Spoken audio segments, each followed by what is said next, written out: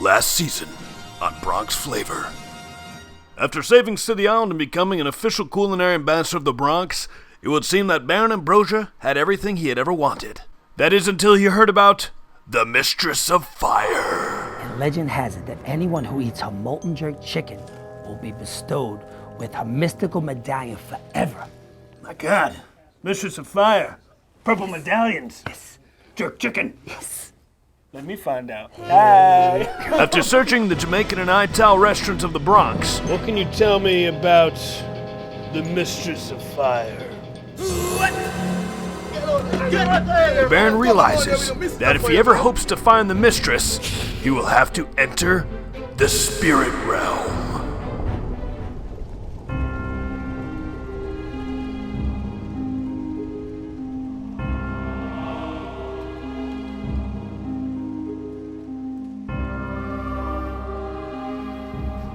Baron Ambrosia conquers the fiery chicken, winning the heart and bling of the Mistress of Fire. However, days later, when attending a public christening of the new Bronx freshwater spring, he mistakenly drops the medallion into the well, tainting the public water supply and sealing his fate forever. Deemed too dangerous for society, Baron Ambrosia was led off to a special maximum security prison facility designed to hold incredibly stylish supervillains. As the effects of lavandinium continue to ravage the borough, many Bronxites wonder, is this the last that we will see of Baron Ambrosia?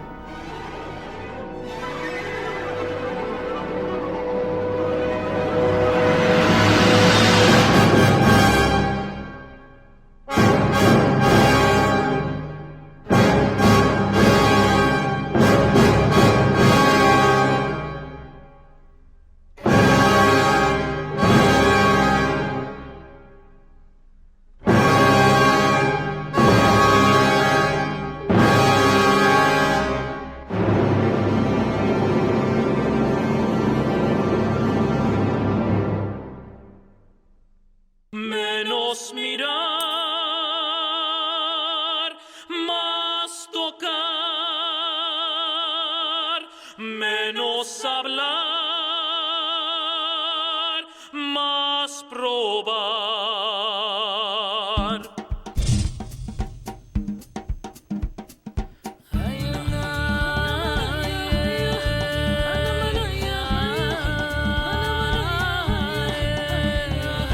Baron Ambrosia, Bronx Flavor, satisfaction knows him not. Crop cream quaffing is his lot. Supernatural stunting, Destroyer of hypocrisy, preposterous opponent of passion. illicit tour of fantasy, No earthbound force can stop him. explores the world through his No mouth, flavor shall elude his kiss. crushing quackery north and south. Culinary consciousness. He doesn't rest, he only feasts. How will we soothe the savage beast? He doesn't rest, he only feasts. How will we soothe the savage beast? Bronx Flavor, Bronx Flavor, Bronx Flavor, Bronx Flavor. Bronx flavor, Bronx flavor, Bronx flavor, Bronx flavor. Bronx So, there you have it. Bronx Flavor starring Baron Ambrosia. 1 in 4 people in the Bronx watch it. It's gotten stellar reviews. The food media can't get enough of this guy. The question is Baron Ambrosia Nosh Network material? I love it. I love it. I love it. So, riddle me this, Sharon. Is this guy a chef? Did he go to culinary school? Is he really a baron? I mean, personally, I love it, but I just question the credibility, the qualifications. Well, from what I can dig up on his background, he's traveled to the most remote parts of the world and he's documented both tribal and ancient cuisines. He was expelled from a secret society of eccentric food connoisseurs known as the League of Quaffers. He's also credited with discovering the cat-rubbed camel hump of Marca and the wild oats of Casanova, whatever the hell that is. Yeah, see, people are taking food very seriously right now. This is the Nosh Network. We set the benchmark. Right. My chief concern here is that it sounds like he's saying he's enjoying the food. I mean, it looks to me that he's saying the food from the Bronx is actually enjoyable.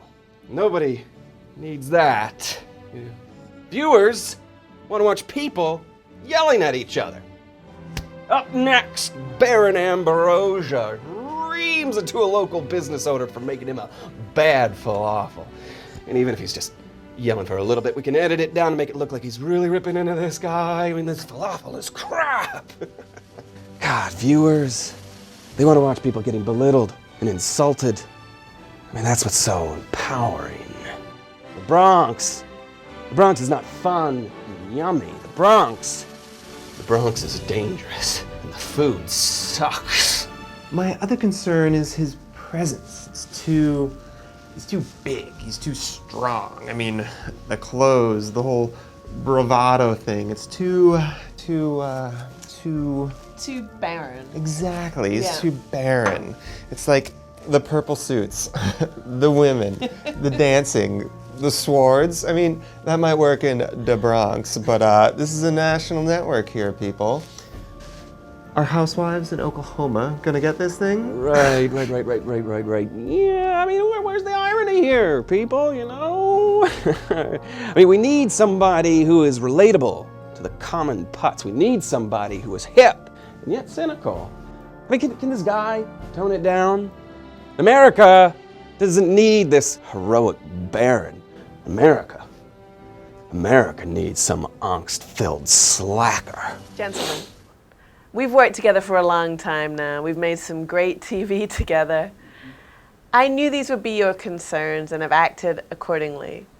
May I introduce you to Baron Ambrosia. He looks like the Baron, he sounds like the Baron, but Brian is a culinary school graduate who's worked at 3 Michelin-starred restaurants in Manhattan. He's been to France. His uncle is a producer at the Earning Network. What more could you ask for? Wait, who's his uncle? Brandon? Jeremy. Here he has a villa in St. Bart. Precisely. Brian, how would you like to earn a ton of money with us making a television show, huh? Can I tweet about it? Sure. Cool, because I have like 3 billion followers right now, so. I love it. I love this guy. I love it. One thing, just a quick question. Would you mind going up to the Bronx?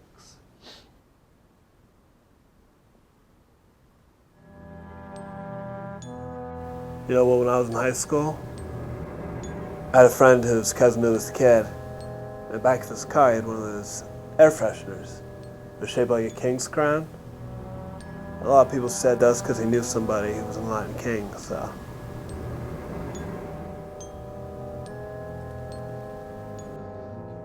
Street cred, I love it. I love it. He's good. He's very good. Exactly how much money was the real Baron Ambrosia charging these little restaurants to be on his show? Well, apparently he thought it was unethical to take money for information presented in a journalistic manner. He thought it might affect the credibility of his restaurant selections. SMDH. I mean, these shows are really just nothing but 30-minute commercials anyway. I mean, we'll charge a bundle. And not just that, these things are practically begging for product placement. I love it. Just one more quick question. What if this Baron guy shows up? I wouldn't worry about that.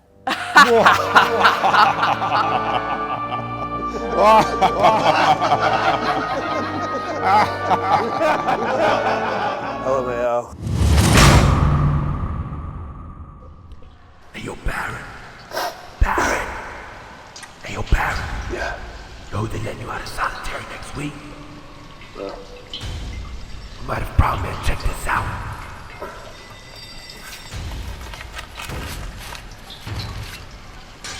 Teen pregnancy in the Bronx hits all-time low after area high schools replace sex ed videos with David Lynch's Eraserhead. Huh. Fascinating. Nah, the other side. Oh. New Nash Network star sets out to find flavor in the Bronx. Flavor. Hi, my name is Baron Ambrosia, and this is the show about a show about a show about me. Chef, blogger, and New York foodie with a tattoo of the Chinese symbol for grace on my ankle, venturing to one of the most notorious cities in America. That's right, the Bronx. I'll be visiting some eateries that are mad local and showing them how it's really done. This is Bronx Flavor.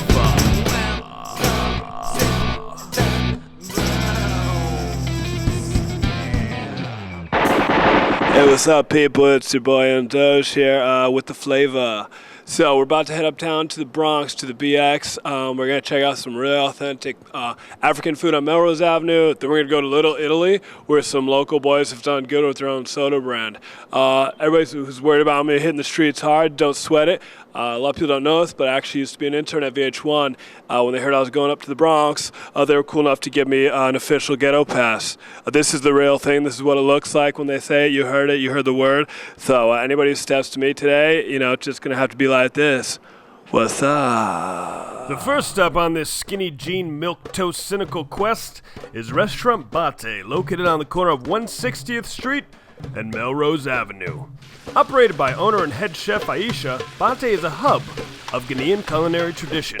Sometimes this African nation is referred to as Guinea Conakry, to make sure it is not confused with Equatorial Guinea, Guinea-Bissau, New Guinea, Papua New Guinea, or in the case of a mumbling travel agent, Ghana, Guyana, French Guyana, or Guinea-Pigagonia. Guinea can be found on the west coast of Africa and is slightly smaller than the state of Oregon. For breakfast, lunch, and dinner, Aisha prepares only the most iconic fare from her homeland. She usually starts off the day with a hot cup of strong black coffee and a plate of guacamole's African cousin, pia. A combination of ripe avocados, olive oil, red onions, spicy peppers, and chopped hard-boiled eggs, pia is traditionally eaten on small, freshly baked loaves of French bread. Around 10 o'clock every morning, Aisha begins the slow, joyful ritual of concocting massive cauldrons of fare that have taken a lifetime to master. As a true culinary alchemist, the complex steps involved in her cooking more closely resemble ancient mystical rites than the preparations performed by any ordinary chef. The morning air is awakened with the vermilion sizzle and comforting camphor of fresh palm oil. Once at temperature, massive chunks of dry rubbed cow meat are left to brown and fuse to their salty flavored bark. Onions are followed by chopped scotch bonnet peppers, fresh ginger, and the quintessential fermented neri seed seasoning known as sambala. Across the kitchen, a smoked codfish, or bacalao, is broken into pieces and brought back to life with a bowl of warm water. It soaks until the rust-hued shards are soft enough to join the simmering crucible. Once all the base elements have married into one sinister, bubbling adoration, the philosopher's stone comes in the form of finely macerated sweet potato greens. Salivary glands wince with anticipation as the greens release a chlorophylled mating call. And as if this wasn't enough, an hour into the game, Aisha offers a double shot of viscosity. First with a charming heap of Kelly green okra, and secondly with a generous bowl of marrow-fueled cow feet. As the elixation continues, she turns down the heat and visits a Belnia Marie of tomatoes, peppers, and palm oil on a nearby burner. This is the base of her famous tête de mouton, or lamb's head stew. The hand-cleave halal carapace offers a vast array of sparkling flavors and textures. Much of the sweet cheek fat and some connecting tissue dissolve into the ether, doing their job to flavor the broth. But other intact organs look to please an awaiting connoisseur's open-minded palate. And once additional water is added, another slow simmer begins. Without missing a step, Aisha gives a whole chicken a quick baptism by fire, which can only mean one thing. It is time for that decadent classic known as peanut butter soup.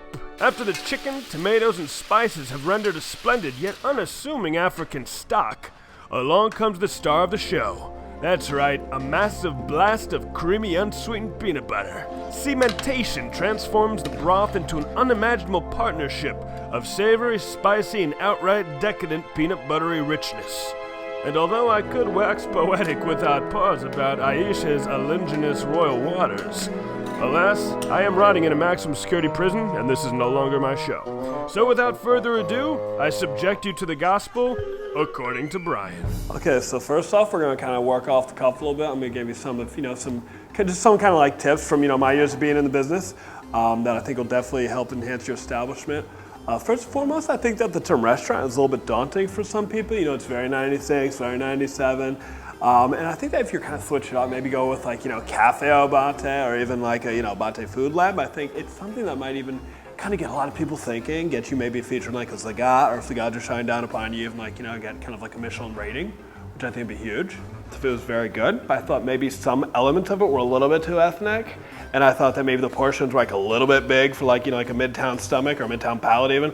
So I don't know if it's your birthday right now, but I actually got you a really great present. What I did was I kind of took some of the elements of the cuisine and created a really kind of interesting cutting edge dish that you could add to your menu if you choose. So what I've created here for you is basically a palm nut gel mound infused with rooibos and an indigenous herb known as bishop's hat. I topped it all off with a young coconut milk and millet foam, and I encircled it all with a lamb marrow mayo, which is it's a little bit spicy. You're getting some of those kind of like later notes kind of hitting you in the back of the palate. I think it's gonna be really exciting. A lot of people. It's totally out of control. No, that was totally inappropriate. It's totally, first and foremost, I don't think that she even understood that when she slept me that I could do a repercussion. I could come and just kind of like raid a Twitter hellstorm about this entire place. No, I didn't sign up for this. I didn't sign up to be accosted. There's a lot of people who my blog has almost become like a movement for them, and that these are some really major people, and that pretty much if they give me the say so, I'm gonna be considered a guru, and you don't slap somebody in the face who's 5 minutes from being a guru. That just doesn't happen. It's just total. No, I'll say it. I'll say it's bull. Okay, with Nancy Boy on the run, we can get back to business. Before departing, one other culinary note that should not be missed is the fact that Guinea is 80% Muslim. So at Bate, it is not an unusual sight to see a diner praying on their musalla, or prayer rug, after a meal. Arabian influence also shows itself gastronomically in Aisha's take on the beloved shawarma sandwich, while a Berber influence is represented by the fact that many of the main dishes are served with couscous in place of rice. During Ramadan, many African Muslims break fast with a healthy bowl of her homemade porridge. Hearty yet gentle, porridge is the perfect lubricant to awake the fasting stomach and prepare it for more spicy, substantial fare. And for fasters with a sweet tooth, there's jaikri, a sour cream-based confection given a jana-esque texture by Africa's oldest and some would say most beloved grain. You guessed it, millet. Next up to bat, is a pair of rough and tumble paisan from the neighborhood. And by neighborhood, I mean Belmont. Now we've talked about Little Italy before, but somehow the gents behind Bronx Pop Soda Company have stayed beneath the radar. And that's just the way that the infamous Ralph the Combinator Rubino and Nicholas Nicky Club Soda and a tall frosted cone scotch with a twist of lime d'Argonia like it. Both men come from generations of tougher-than-leather Italianos. Even Ralphie's father was a member of the famed Ford and Baldy street gang, who reportedly shaved their heads so they couldn't get their hair pulled in battle. The Baldys, even though poorly portrayed, had the infamous distinction of being the featured villains in the 1979 movie, The Wanderers. Although there are many conflicting stories about how Nicky and Ralphie came to be Bronx soda icons, one version begins on Nicky's stoop during a dark, windy summer night in 2007. As the two shared a bowl of the small Italian pepper biscuits known as frizzelles, they found themselves in a heated conversation about the state of soda in America, and how it was virtually impossible to find a quality glass of pop like they used to get at Vinny's Luncheonette and Soda Fountain when they were kids. And at that very moment, a bolt of lightning struck one of the frizzelles, searing it with an image of St. Augustine of Hippo, the patron saint of brewers. From that epiphany forward, they swore to leave their dangerous life in the streets behind and dedicate themselves to creating the most delicious soda the world had ever seen. After making a sacred oath to use cane sugar in place of high fructose corn syrup, they set up shop at the Camberlang Social Club and Cafe on the corner of 187th Street and Bishop Petticone Plaza. And once Bronx Pop grew in popularity, several wire-wearing would-be slugworths were seen going into the cafe hoping to steal Ralphie and Nicky's secret recipes. They were never heard from again. Oh, this should be interesting.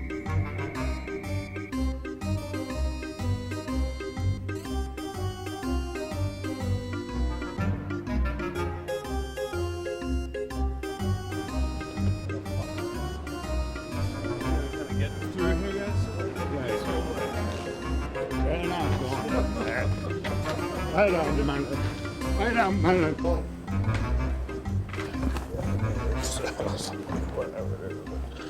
Is that him? Who the hell is that? That's supposed to be the Baron. I don't know. Doesn't look like him. Maybe he's sick or something. This looks like some strolls. Yeah. Where's the suits, the women, the purple car? You look like who did it in the rain. Are you sure you're the real Baron Ambrosia? We paid for Baron Ambrosia, not some jerk off on a broomstick. All right, first and foremost, it'd be a lot more respectful if you guys refer to me as Chef. Chef, Mugatsu Chef. But my name is Baron Ambrosia, and unlike Baron Ambrosia, my show is actually in 50 markets and available in over 40 million homes, so I'm not really sweating that comparison right now. Okay, so now is actually time for the, it's kind of like the interview part of the segment, and what I'm gonna do is ask you a question right now. So as producers of artesian sodas, what are kind of like some of the hot flavors that you guys have in your roster?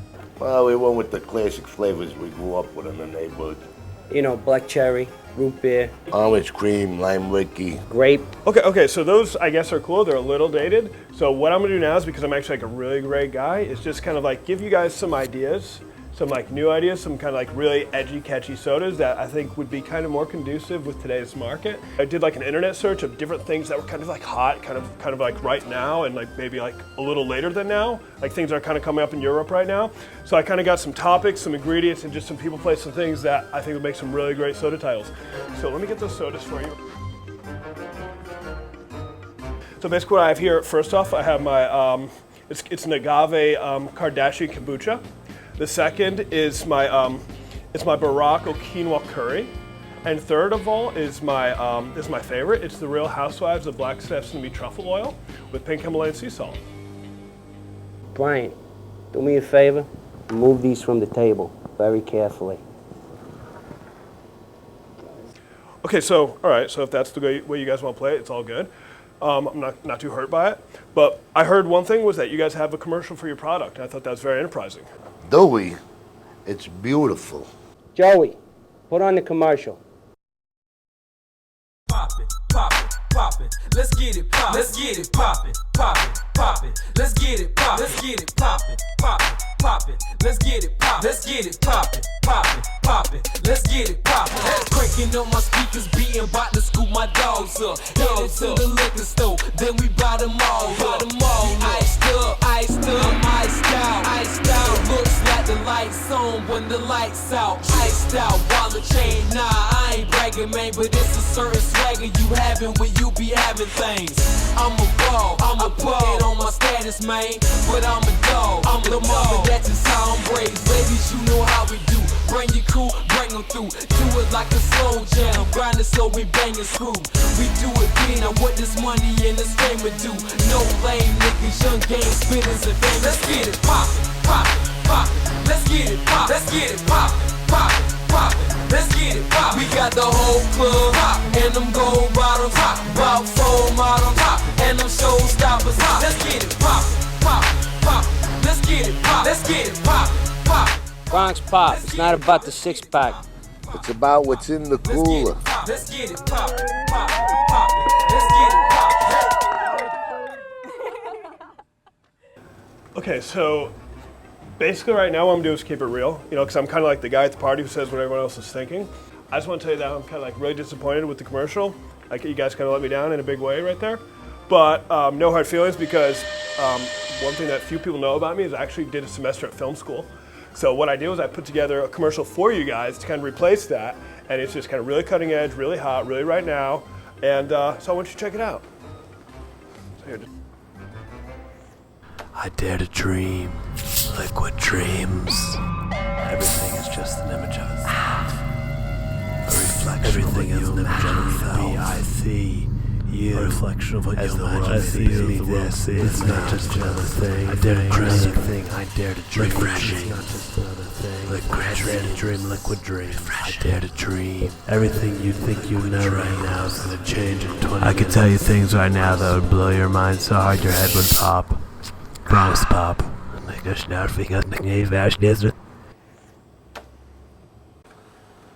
Joey. Come here, you. Tonight,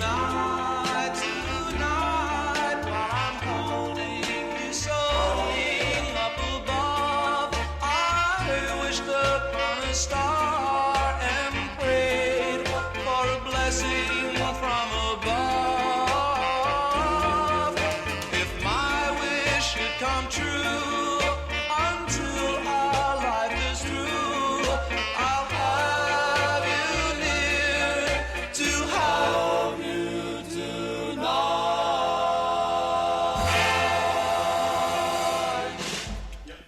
And the Nomi Award goes to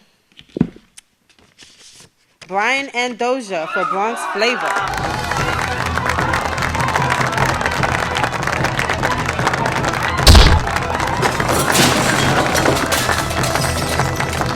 I'm filming you as you're filming me.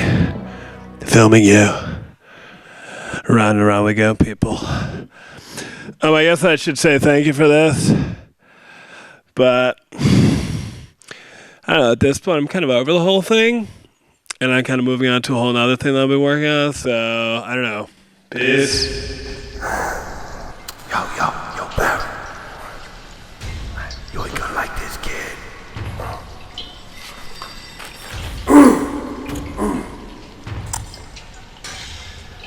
Geek Chic and Doja brings home Nomi gold after braving third world conditions.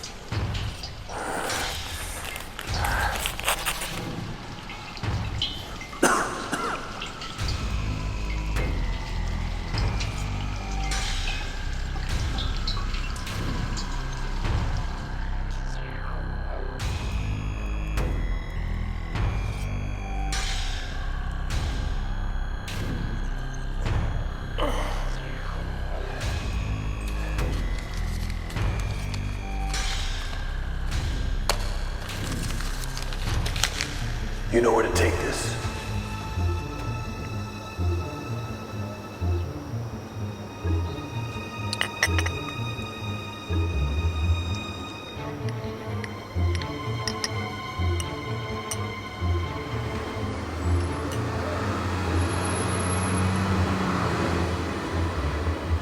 With pleasure.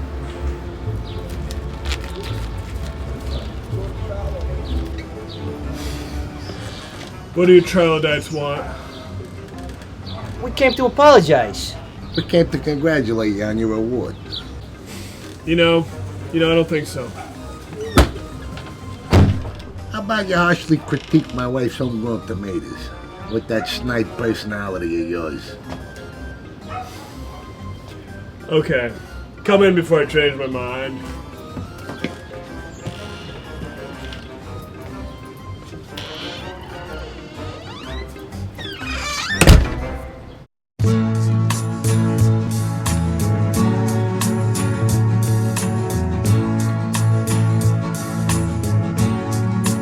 We have all the time in the world,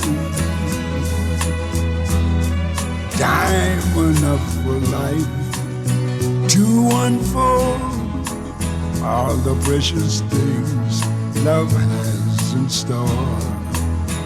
We have all the love in the world.